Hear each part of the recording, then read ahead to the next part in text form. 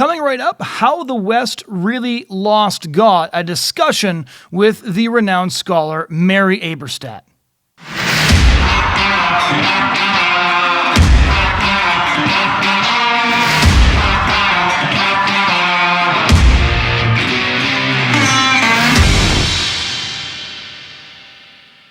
Ladies and gentlemen, welcome back to the Van Maren Show on LifeSiteNews.com. My name is Jonathon Van Maren, and today I'm going to be talking to the American scholar and writer Mary Eberstadt. Some of you might remember we've had her on the show once before to talk about her most recent book, which is called Primal Screams, How the Sexual Revolution Created Identity Politics. It's an absolutely must-read book for any of you who haven't yet picked it up. You can check out some of her other books at Eberstadt.com.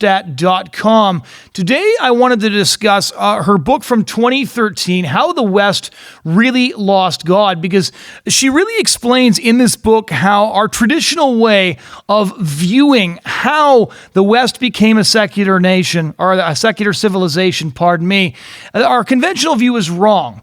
And she came to this conclusion by carefully examining the history, the literature, the data, and she comes out with a brilliant and profound theory that has a lot of implications even for discussions inside American conservatism today and for how we actually look at American politics. And so I asked her, Mary, to come on the show to have a discussion about how the West really lost God, and this is that conversation.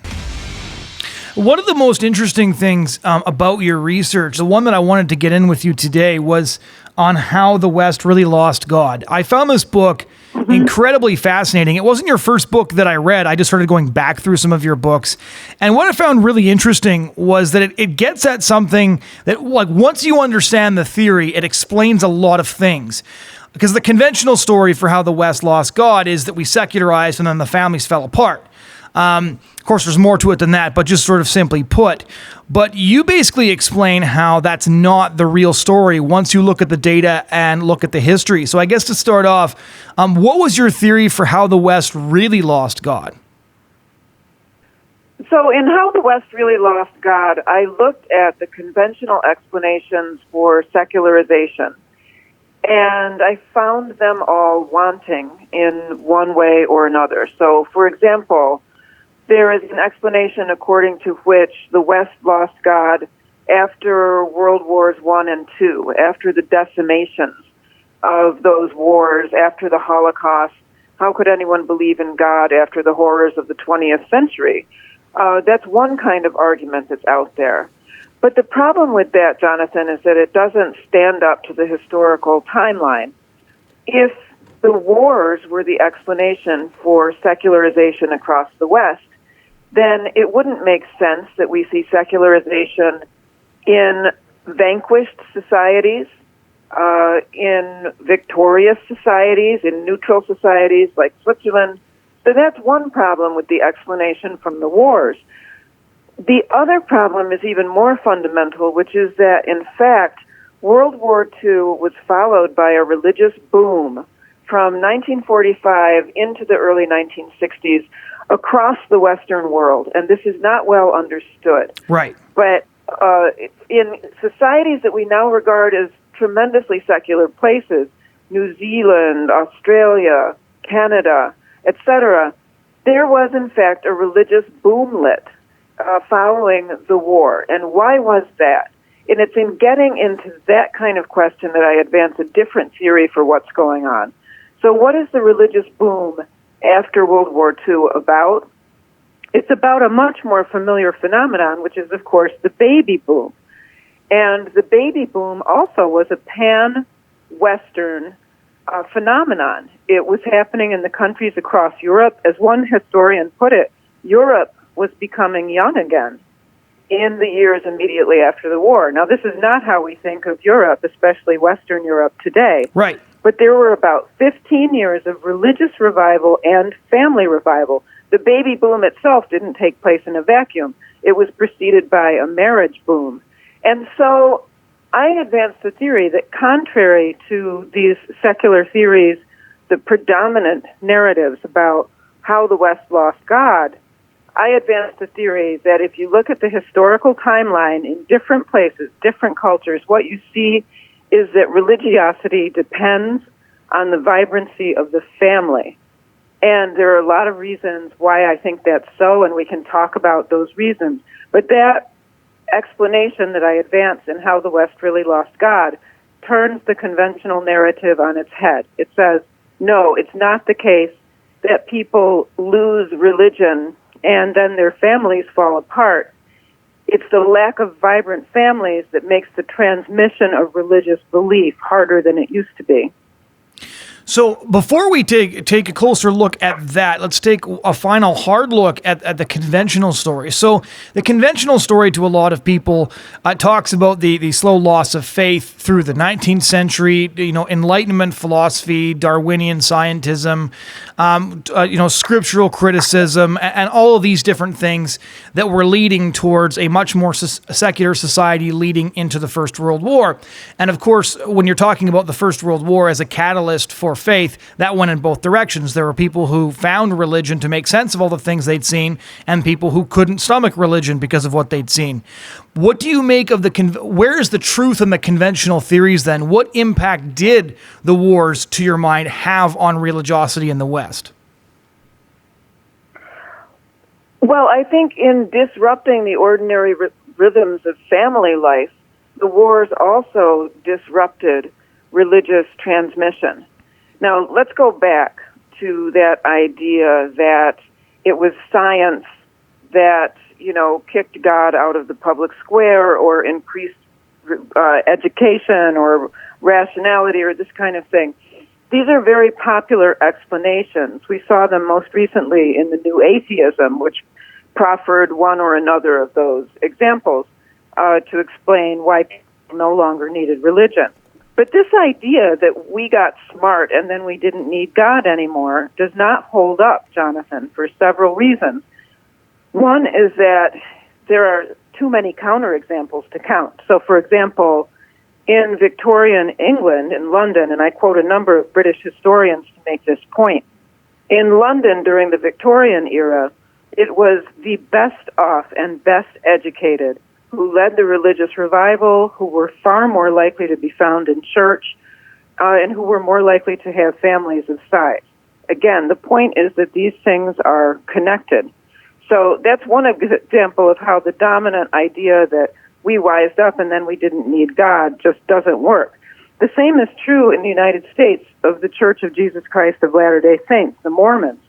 The Mormons also exhibit a pattern according to which it is the best off and most educated who are the most regular practitioners of the faith, who are most often to be found doing good works, et cetera, et cetera. So this idea that education drives out God does not hold up, and that's really the first thing we need to understand about where we are now. It's not that we got so smart. It's not that we got so much book learning, and then we decided we could live without the, Holy Writ.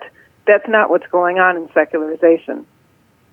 So one of the things that's sort of interesting about this theory is not for me so much the idea that the sexual revolution, because it broke the family down, is the actual catalyst, is the actual culprit for secularization in the West. It's why the parents of the children who led the sexual revolution climbed on board with all of this so obediently. So David Frum wrote a book years ago on the 1970s called The Decade That Shaped Everything. And he lists a bunch of statistics in there about how in the 1960s, views on sexual behavior changed radically among the youth. And of course, in the 70s and then the 80s, and to a degree in the 90s, you have a backlash to the chaos of the 60s. But he said that if you look at the 70s, the mid-70s to late 70s, all of the adults basically decided that the sexual behavior outside of marriage was okay as well. They didn't live that way. They didn't advocate for it, but their view was that this was something that was okay. They basically decided to cave in and agree that the kids could do whatever they wanted to. Now, is this because the religiosity of the baby boomlet was perhaps not as deeply rooted as it could have been, or they just didn't feel like arguing with their kids with the energy that was coming out of all of this? Or do you have a theory of how that makes sense? Yes, I have a couple of thoughts about that. One thought is that when the sexual revolution got started, perhaps because we are perpetually self-delusory creatures. We're very good at deceiving ourselves. I think a lot of people thought it would be okay, thought that it could be contained, thought that maybe it was okay to loosen up a little bit for at least a while. Maybe we can all be St. Augustine's just for a little while and then get good.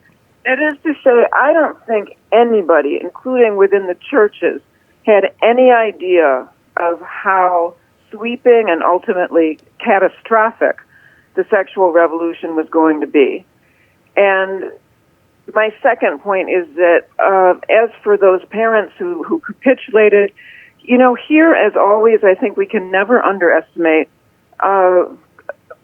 bullying and cowardice as a subsidiary factor. Cowardice is not a word that people would have used, but of course, a great many people, including inside the churches, caved when what they needed more than anything was to be that sign of contradiction in that moment. Right. And it's funny because we think about peer pressure and we think about the baby boomers as young people being told, don't bend to peer pressure, don't do drugs, don't do this. But actually, I think the preceding generation, their parents' generation, were by and large bending to peer pressure in hoping that the sexual revolution wouldn't be as bad as it turned out to be, and in putting the best smiley face on what was happening around them. So taking a closer look, how is it specifically that the breakdown of the family disrupts the transmission of religious values? Because it's a thing that I think a lot of people understand instinctively. I know many people who left the church in their youth, and then when they got married, with the arrival of their first child, suddenly they started looking around for a church to go to, because even people who were okay living their own life don't want to hedge their bets on their kids always. They want to ground their family in something, and so the church becomes a lot more attractive once they've started a family of their own, if that's what they decide to do. So with your theory, describe how it is that the disruption of the family disrupts religious transmission. Well, in some ways, it's the most ordinary disruption imaginable. When you have a family that is split, let's say you have something like alternate custody on weekends, you have children in a situation where there isn't continuity. Right. And it's not the children's fault, but who knows? Mom might like taking them to church, Dad might like taking them to another church, but already you have a division introduced that's going to make the passing on of religious traditions more difficult. So that's a very homely example. At the other end of the spectrum, how does having a family incline people toward religion? Well, I think you just put your finger on the biggest part of it, and that is the birth of a child. And it doesn't have to be one's own child, but across human history, and I give many examples of this in How the West Really Lost God, the arrival of a baby is a transcendent fact. It transports ordinary people into contemplation of the metaphysical and the divine. There is a wonderful example from Whittaker Chambers, the great 20th century Cold War figure who wrote this memoir called Witness, which was about leaving atheism and communism and reconverting to Christianity. And he says in that memoir that it all started for him when he was in his apartment in New York, staring at his infant daughter and staring at her ear, of all things, and realizing how perfectly made it was. And Chambers goes on and elaborates, but then he says, it was at that moment that the finger of God was laid on my head, and I began my journey back from atheism and communism. Now, we can't all write like Whittaker Chambers, but I think the experience of contemplating, especially a newborn baby or any young human being, and being transported into a different frame of mind, understanding that there might be more to this finite world than just finitude. This is a very common experience, I think. Now, where does that leave us with the sexual revolution? Well, after the revolution, first of all, you have a lot less of that. There might be a lot more sexual activity, but there are a lot fewer babies. Yes. Partly because of contraception, partly because of abortion, partly because of broken homes, which tend to keep the number of kids down for obvious logistical reasons. So you have a lot fewer people who are confronted on some regular basis with the wonder that is created life. At the other end of the spectrum, you're also confronted a lot less often by death, which I think is obviously another once ordinary human experience that inclines people toward religiosity. It's very hard to stand over an open grave and not to wonder, is this all there is or is this not? Right. But fewer and fewer of us have that experience anymore, in part because it's not just the nuclear family that collapsed, it's also the extended family.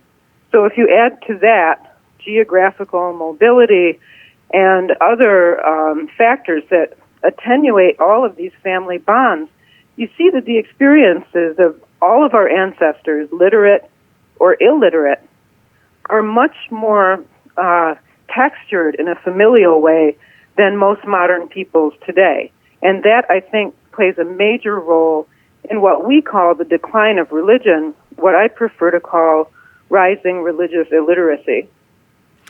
Now, one of the threads that I wanted to pull on here for a minute, it kind of came to me when I was listening to the lectures at the National Conservatism Conference in Washington, D.C. last summer. You were one of the speakers there. And one of the arguments going on in conservative circles right now actually has a lot to do with theories of secularization. So you'll see some conservative commentators, for example, like Ben Shapiro, responding to some of the ideas put forward in the National Conservatism Conference and saying that he's a libertarian and he believes that it's up to Christians to evangelize. Religion has to spread itself, and then once you fix people's hearts, once people become Christian or religious Jews or people of faith of some sort, then the rest of it will follow. They'll straighten their lives out. They'll get married. They'll start families. Things like that. Politics is downstream from culture. And his entire premise, and the premise of many libertarians, is based on their theory of secularization, that one thing preceded the other. But if your theory of secularization is true, then it means that actually top-down policy to actually strengthen the family, things of the sort that Viktor Orban is trying in Hungary, might actually be creating the context in which religious faith can flourish. And so this theory, which might not seem to have political implications and might only be interesting to, history buffs and scholars, could potentially have a lot of relevance to a debate going on inside conservatism right now. What are your thoughts on that?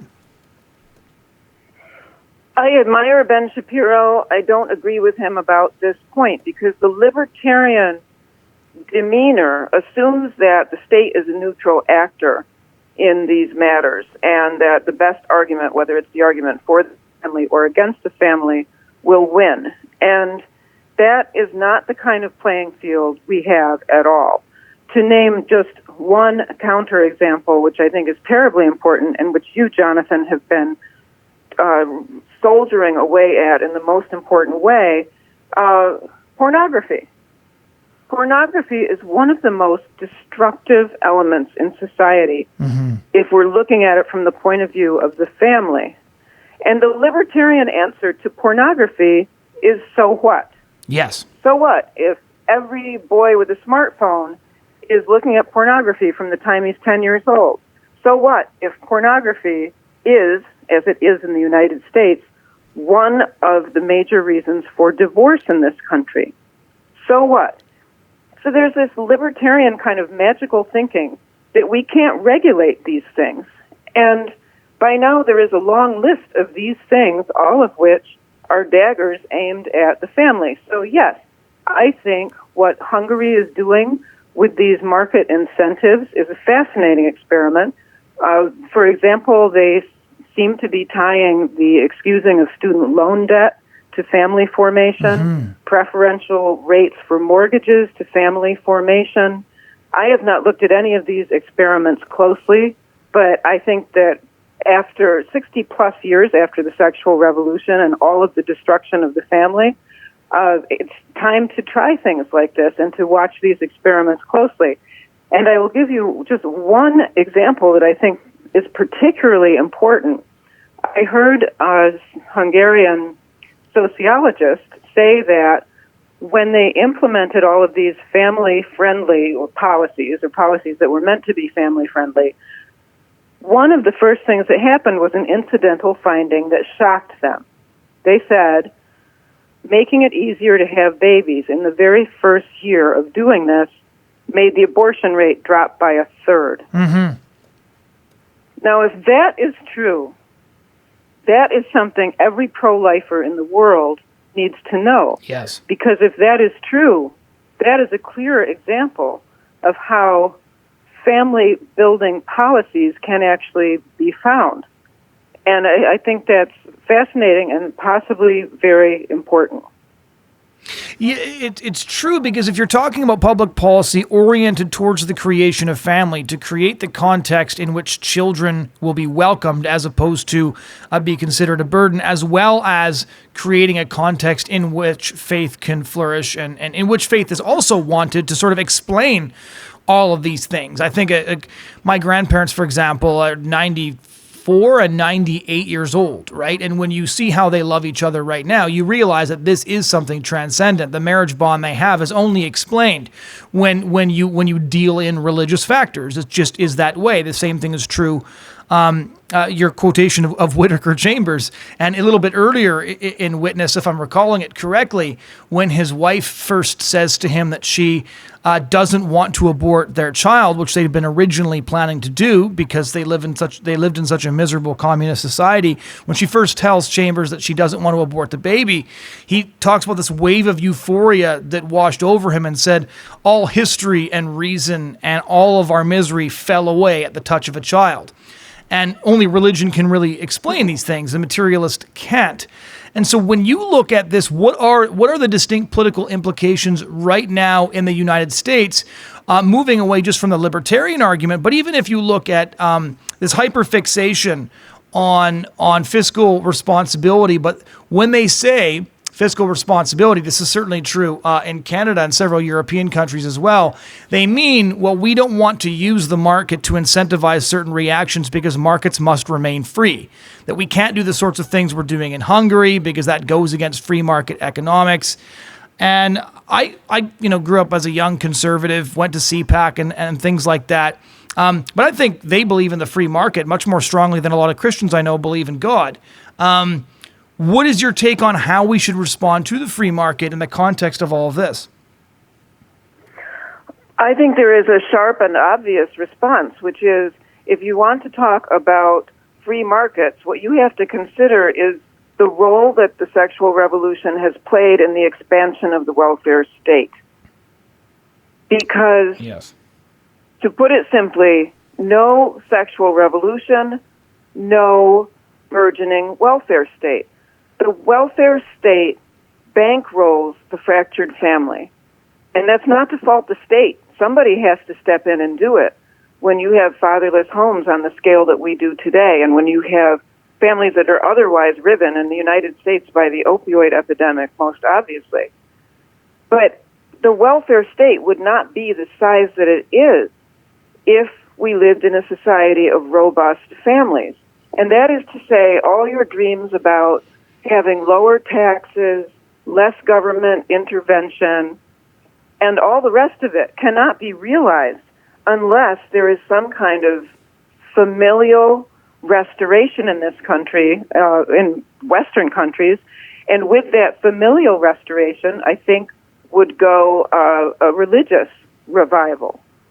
But it will take something of that magnitude to really rein in the welfare state. You know, I've been around conservatives as long as you have, Jonathan, probably longer. Much longer, and yes. Ever since the Reagan, let's say longer. ever since the Reagan years, there was always that dream, right? And the press among us wanted to be libertarians because it was consistent and it was simple, and we didn't have to deal with the intractability of human nature. You know, we could have that consistency that's the hobgoblin of little minds. And yet, whether Democrats or Republicans or libertarians or conservatives were in power, there's been no rollback of the welfare state, far from it. And why is that? It's because entitlements exist to do what robust families used to do, which is to take care of people within families that are no longer functioning well. And that is the great truth that I think libertarians don't face. It's a hard thing to look at, but it's true across our societies, and it goes directly, it directly countermands this claim that if we just get the state out of the way and let arguments proliferate about the best way to live, the best arguments will win. That's not where we are. That's not where we've been for 40 years in the conservative movement. I had a couple of historical questions to frame this as well. The way I've traditionally seen this is you have the Second World War, and then you have the baby boom.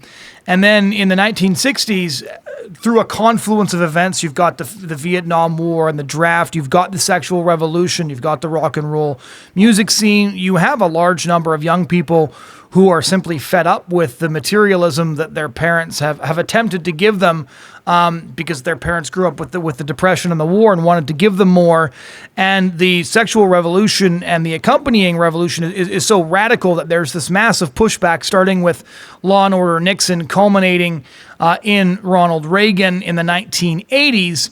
And then we have this sort of break in the 90s where conservatives kind of went a bit nuts during the Clinton years. The Clintons were bad enough without having to make up all the things that were invented about them. But then it looked like in 2000, there was sort of this return to sanity. The second Bush showed up. He was an evangelical Christian from Texas. And it seems like with Obama's election, things have started to fall apart. When Obama got elected, he hadn't evolved yet on same-sex marriage, and a couple of years later, he's mentioning transgenderism in his second inaugural address, and so things seem to have escalated incredibly quickly. So was the backlash or perceived backlash in the 70s, 80s, and to a degree the 90s? Was it an illusion? Is it sort of was the Bush years the last show of strength for social conservatives and religious Americans, or how do you see this sweep of history unfolding? I start from the premise that we don't want to make the mistake that the Marxists and all of their friends make. We don't want to be historicists. We don't Right. want to talk about the wrong side of history. We don't want to talk about inevitability. And paradoxically, even though I think anti-religious discrimination has gotten worse over the last 20 years especially, and we could cite chapter and verse about that, but I think the listeners are pretty familiar with all of that stuff. Paradoxically, I think the chance for social conservatism to break through is probably stronger than it has been in a long time. And that is partly because of a widespread sense that the establishment has failed. The establishment, left and right, has failed. If the establishment of the left were working, we wouldn't have a socialist as one of the leading contenders for president in the United States. Right. That's something that until very recently everyone found unthinkable. And if the establishment of the right were commanding loyalty, we certainly would not have President Trump in office. So the question is, why this crisis of authority?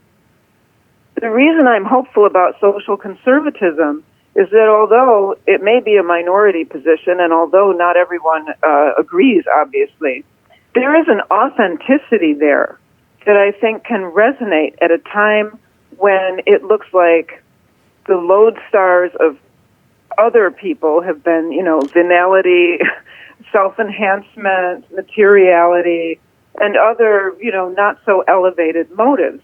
I think there is not only an authenticity, but a consistency in the socially conservative approach to the world that starts with the idea that we are not our own makers.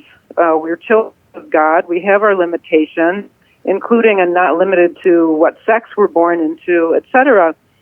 I think the more that our culture becomes unmoored on these very basic questions, the more there is appeal, an enduring appeal, on the part of an argument that puts forth a different view, a more elevated view of the human person.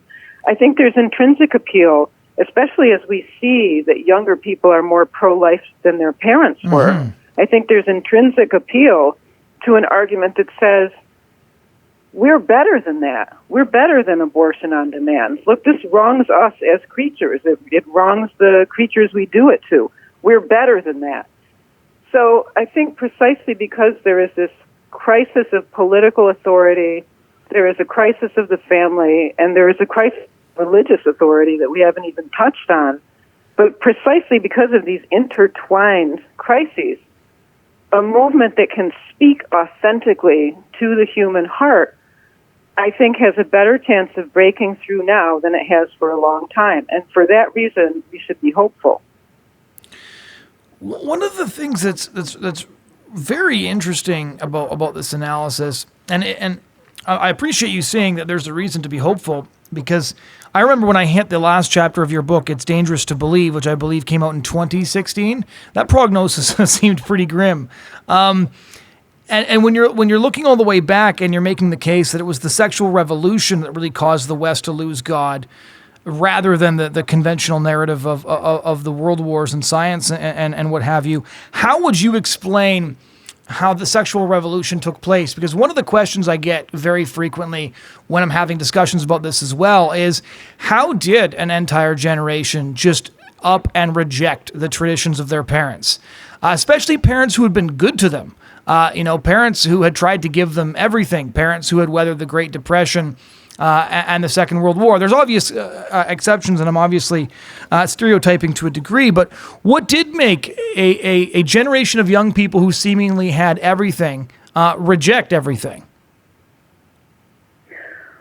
Well, of course, some historians would point to all of the popular messages that were circulating, the Playboy philosophy, the Helen Gurley Brown at Cosmopolitan, this all sex all the time message that was being pushed out commercially as well. And that's obviously a contributing factor, but I don't think it's the main factor, Jonathan. I think what happened is that the pill came along, and it was a massive technological shock, because for the first time in human history, there was the possibility that women, and hence men, could know sex without consequence.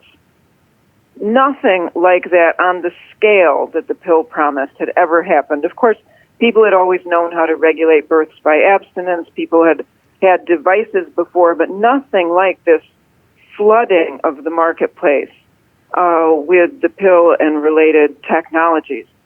And I think the result was, whatever their intentions, people sort of lost their minds. It was a big party. And it promised to end someday. Again, back to Augustine, God make me good, just not yet. Yeah.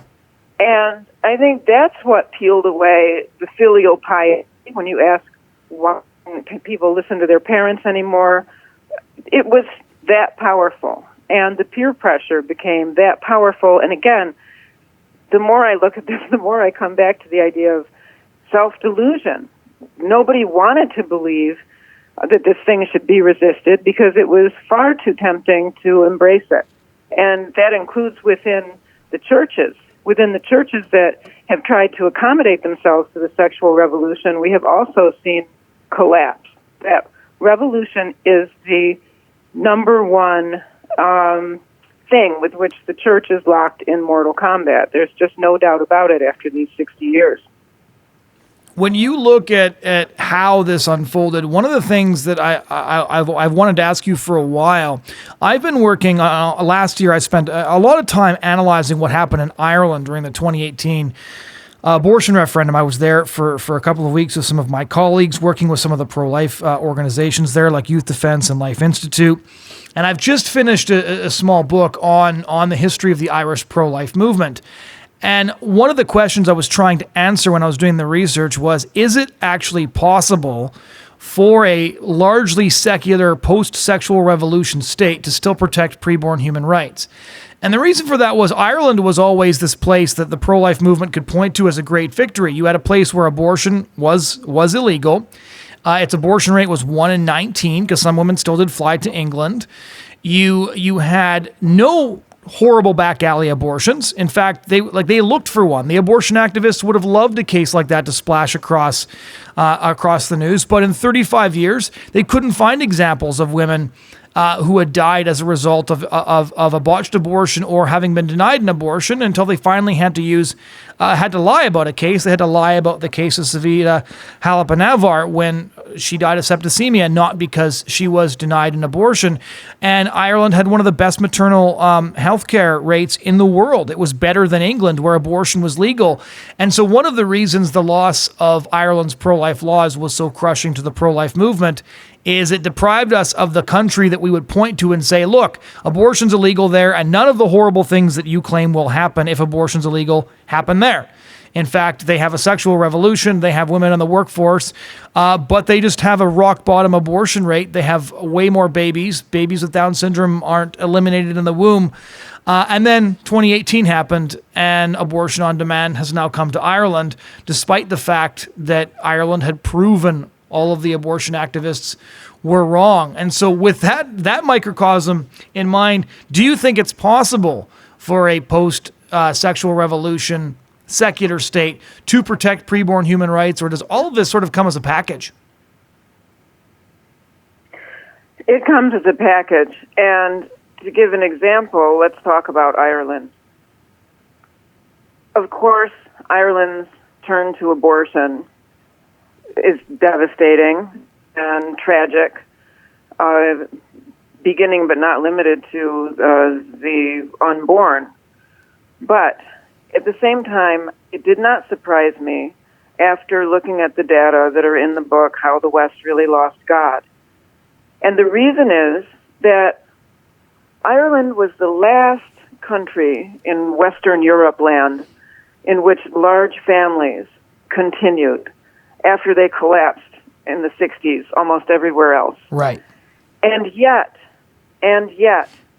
when the Irish stopped having families of size, their fertility rate collapsed at twice the rate of just about everyone else. In other words, it was like a switch was thrown, and suddenly not only were people not having 6 or 7 or 8 children, they were having almost no children at all.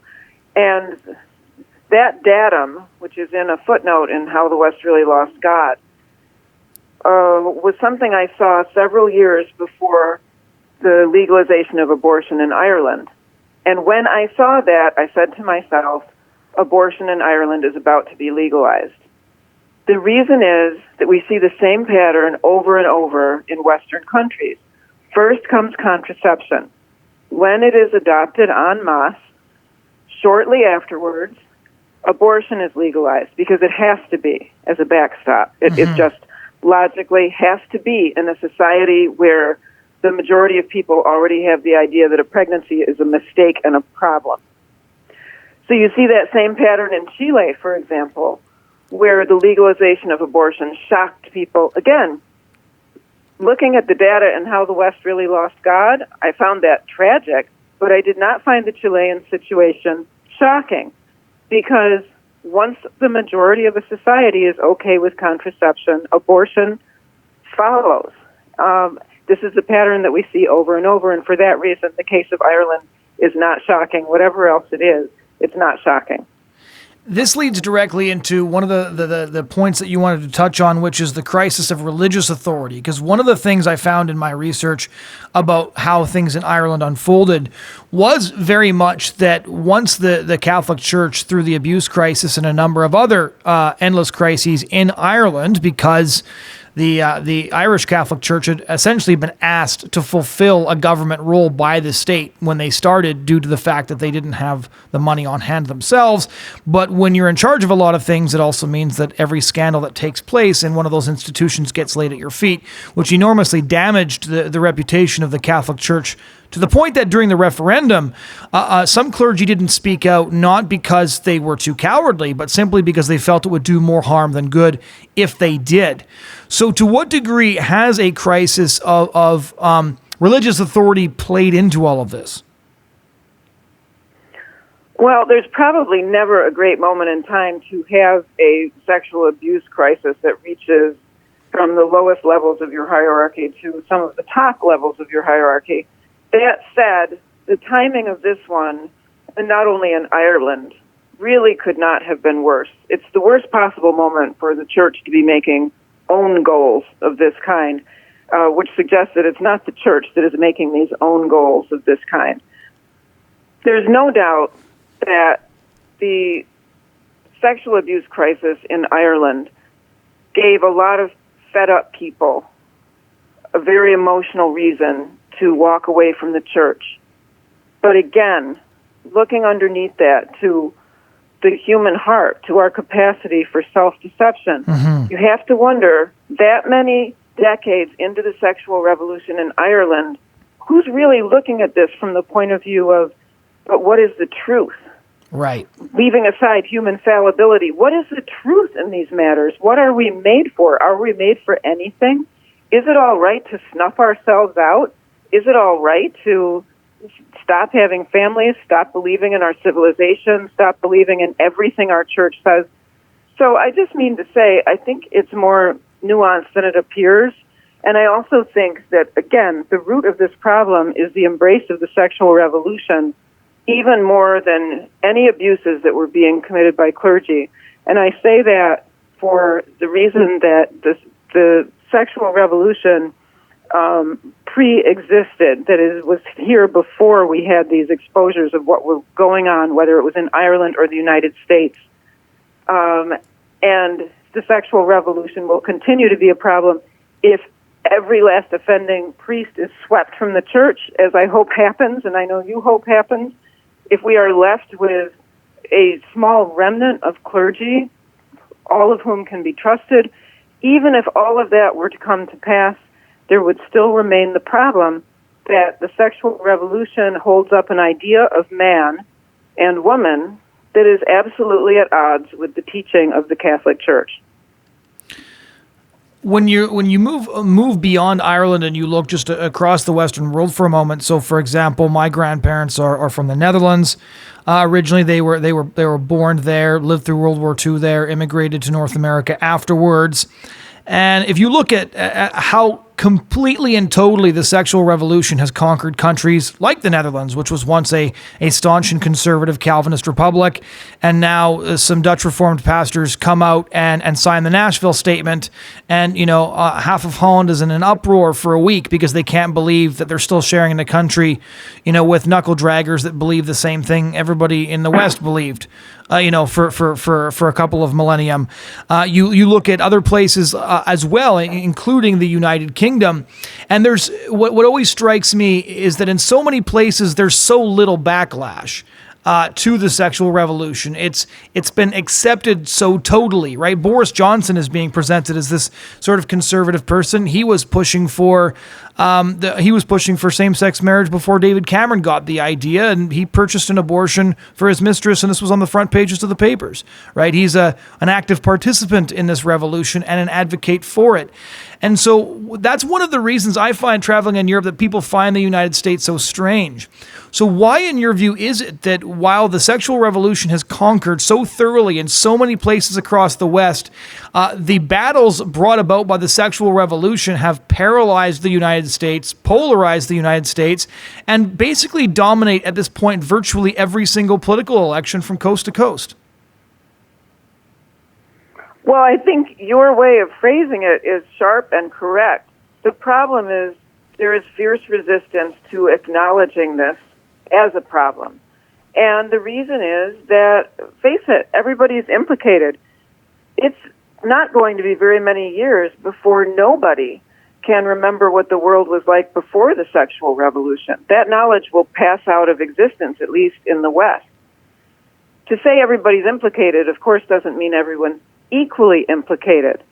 But there is always the desire to please and the desire to keep one's thoughts to oneself, let alone at the national level, where it would be political suicide, I think, at least in this moment, for any politician to state the obvious, which is that the sexual revolution is responsible for a lot of what ails us in the Western world.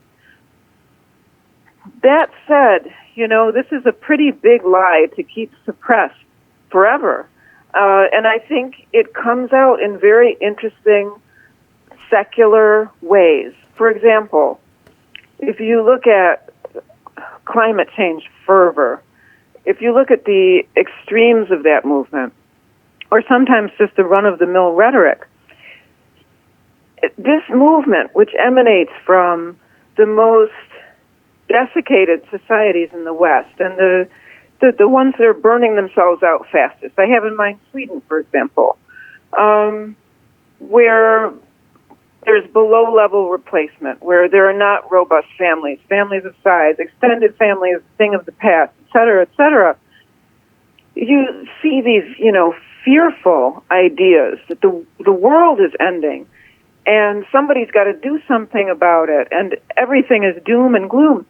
And Jonathan, I think there is a truth in that kind of rhetoric, but it's misplaced. I think the truth is, yes, something about the Western world is ending for a lot of Westerners.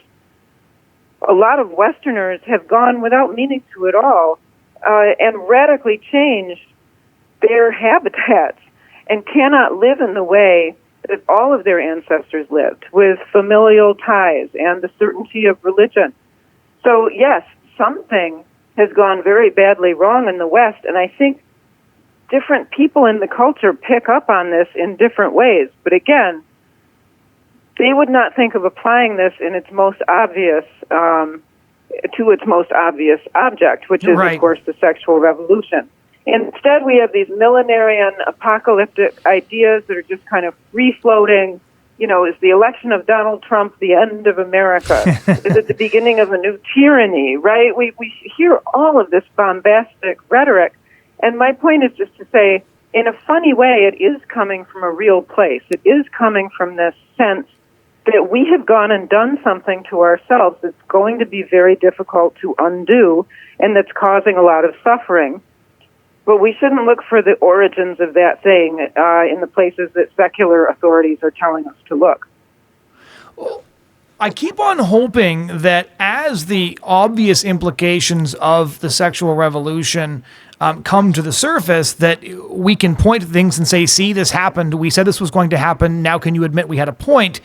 But increasingly, I worry that we're going to get blamed for those things as well. So, for example, if you look at the case of children who are transitioning early due to the transgender phenomenon, and there's all kinds of scandals breaking out. There's been a bunch of lawsuits filed in the United Kingdom now. I'm very interested to see how those turn out.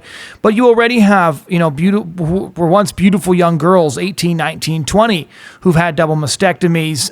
One of them in Standpoint magazine recently said, I wish somebody had told me not to get castrated at 21.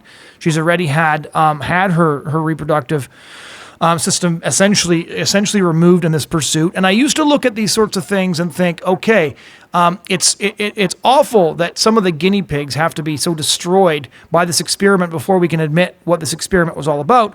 But at the same time, when people see that, we can call this whole thing off.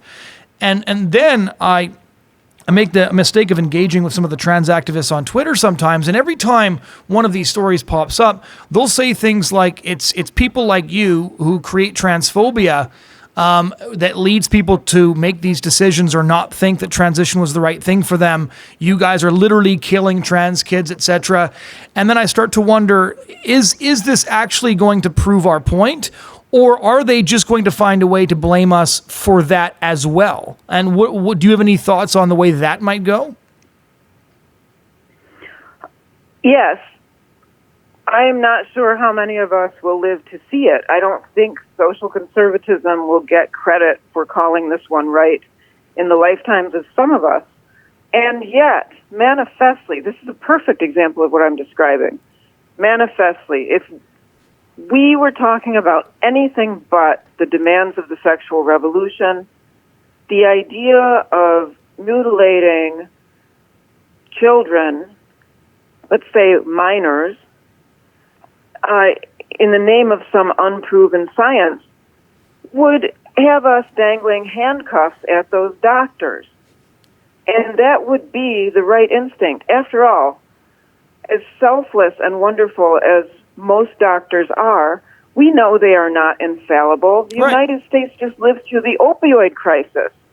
And in that crisis, for all of the wonderful doctors, there were also doctors who behaved unscrupulously and unethically and did things that killed their patients and destroyed their patients' lives, obviously not intentionally. But that's the first analogy that leaps to mind in the matter of chemically and surgically permanently altering these children in the name of transgenderism. And if we were talking about anything but something related to the revolution, I think there would be society-wide consensus on that. There may even be majority sentiment on that is afraid of expressing itself. Well, I think you're right on that. I think if you tried to, it all depends on how you ask the poll questions, as you know. But I think that if you polled people and asked them, do you think that men can get pregnant, the consensus would be rather large, even though there are many politicians who don't have the guts to say that sentence into a microphone. On the subject of not realizing the truth when it stares you in the face, one of the things I found interesting about the Me Too movement, for example, is that essentially it's a cultural admission that the sexual revolution has failed, that some barriers are needed. This applies to campuses as well, where they're setting up these tribunals and essentially trying to reimpose some kind of sexual framework, some set of rules that people have to abide by. And the key difference between the rules they're attempting to impose and the Christian rules is that in those rules there's no redemption, there's no forgiveness. Right? Christianity, of course, has a mechanism to be forgiven for sexual sins, and the Me Too movement doesn't. Do you think there's a chance that in the context of something like the Me Too movement, and this is going to be just one of many scenarios that unfolds as the sexual revolution continues to metastasize, that the Christians have a real opportunity here to point out, by the way, you're trying to rig up a facsimile, garbage version of what we already had, right? You tore the fence down before you knew what it penned in. Maybe we should build the fence again. Well, I think a lot of people have been trying to connect those dots and speak to the secular world about exactly that. I can think of numerous such thinkers. But the point I would like to make about this, Jonathan, goes back to the world we have inherited after the revolution. Because I think there is something here that unites both the cacophony that is the Me Too movement and the cacophony about transgenderism. And it goes like this. When those of us who critique the sexual revolution talk about it, we're not just talking about some abstraction. We're talking about the fallout of this thing. And one form of fallout, which we've been mentioning on and off throughout, is that families are smaller, families are broken, the extended family no longer exists for most people. People are growing up without siblings, more and more, without siblings of the opposite sex, without siblings of the same sex, without cousins, uncles, aunts, and so on with the litany. Now, why does this matter? It matters for reasons that I get into in my latest book, Primal Screams, where I talk about how animals learn and surveying the animal kingdom and throwing in a lot of fun facts about everything from meerkats to whales to certain insects. Animals learn by watching other animals, mainly in their families, mainly from their siblings and their mothers. And this is how, for example, cats learn to get out of trees. This gets very prosaic. It's how certain whales learn to teach themselves to catch animals that are on the land and then get off the beach so that they don't, suffocate from too much air. So the point here is deep. We have put ourselves in a situation where we have many, many fewer people to learn from. Abortion has subtracted siblings, sons and daughters out of families, and we have few, siblings, cousins, uncles, extended networks from whom we learn things like, what is it like to be a man? What is it like to be a woman? So a lot of people are learning these things online instead of in real life because they do not have the backup. They don't have the critical mass of related people in their lives from whom to learn. And this, to me, may be the scariest legacy of the revolution of all, that I think there are a lot of people who are functioning in the most borderline way because they haven't learned the most essential human lessons thanks to the truncated world that they live in after the sexual revolution. And that, I think, is going to be a problem for a long time to come. What do we do about it?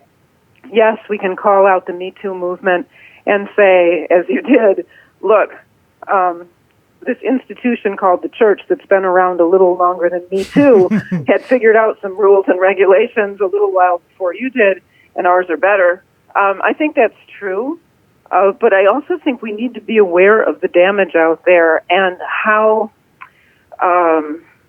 in some ways, post-rational a lot of the people around us are, because they have not had the opportunity to learn from other people in their lives and in the context of their family in the way that we social creatures are meant to learn. I guess a final question on all of this, and for those of our listeners here who want to pull in the threads that you just mentioned, please do go back and listen to our discussion on your new book, Primal Screams, which covers a lot of that territory. The final question would be, in all of your research, have you ever come across a society that endured this level of familial destruction and found God again? You know, sometimes we have to cut ourselves a little slack and realize that this experiment, on the scale that we are witnessing it, this experiment of the sexual revolution is very new in human history. We have seen examples of family collapse, mainly in aristocratic families, from the late Roman Empire, for example, in certain monarchies. We've seen family collapse before, but we've never seen anything on this scale. So not having answers to it is not exactly our fault. I think we have to have faith, you know, both capital F and small f. I know that in my own travels, and I'm sure in yours, you come across people all the time who are pulled into the orbit of Christianity precisely because they are tired of the low-down, dirty, crabbed view of humanity that's on offer everywhere else. And they are looking for something better. They know that they're made for something better. I've spoken, for instance, with young women, the product of secular education, non-religious, who, to a person, hate pornography, for example. They know that they are meant for something better than, you know, second best to what their boyfriends are watching. And it's in precisely that brokenness, I think, that we find a way out of this mess, and that I think a lot of individuals, one by one, are already finding their ways out of this mess. So that, too, is a reason for hope. And again, to connect it to the pro-life movement, the fact that younger people are increasingly pro-life tells us that at least some aspects of this experiment that we've been conducting on ourselves for 60 years have now gone far enough that there is a reaction against them. And I predict there will be more of that to come. Well, on that note, thank you so much for taking the time to discuss all these things with us. Thank you, Jonathan. It's always a pleasure to talk to you. Ladies and gentlemen, that was my conversation with scholar and author Mary Eberstadt on how the West really lost God. Thank you so much for tuning in and listening to the show. We hope you'll check out past shows. You can look at lifesitenews.com, go to SoundCloud, wherever you get your podcasts, you can get this show. Thanks so much for listening, and we hope you join us again next week.